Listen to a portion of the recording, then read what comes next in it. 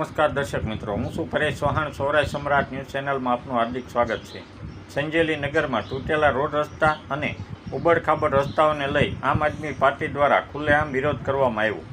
પ્રાપ્ત માહિતી અનુસાર સંજેલી નગરમાં તૂટેલા રોડ રસ્તા પર પડેલા ખાડાઓને લઈ આમ આદમી પાર્ટી સંજેલી દ્વારા સરકારનો વિરોધ પ્રદર્શન કરવામાં આવ્યો હતો અને સરકાર હેલ્મેટ, પીયુસી લાયસન્સના નામે લોકોને ખુલ્લેઆમ લૂંટી રહી છે, પણ તેમને રોડ રસ્તા પર પડેલા ખાડા જોવા મળતા નથી.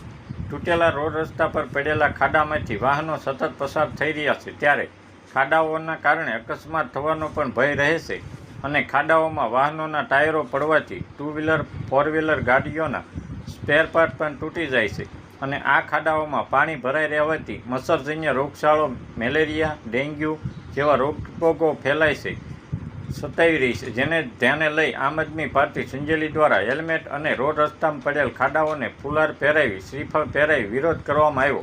બ્યુરો રિપોર્ટ, વિજય સરપોટ, સંજેલી.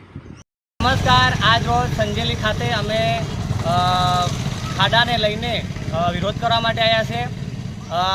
ગુજરાત સરકારને જે રોડ પર પડેલા ખાડાઓ દેખાતા નથી એ હેલ્મેટને નામે, પીયુસીના નામે, લાયસન્સના નામે લોકોને લૂંટી રહ્યા છે, હેરાન કરી રહ્યા છે, પરેશાન કરી રહ્યા છે. રોડની અંદર મોટા ખાડા પડેલા છે, ગંદકીથી ઉભરાઈ રહેલા છે, ત્યારે એમને આ ખાડા દેખાતા નથી કે એમને આ ગંદકી જોવા મળતી નથી, પણ એમને માત્ર ને માત્ર સામાન્ય લોકોને લૂંટવા છે.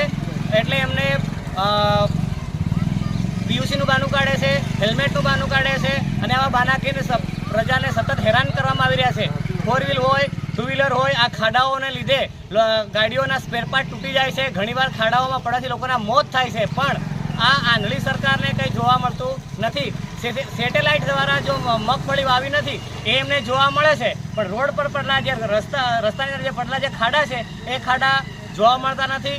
એટલે અમે આજ રોજ આ રસ્તાઓને લઈને સરકારનો સખત વિરોધ કરીએ છીએ. આપનું નામ? અલ્પેશ ચારેલ.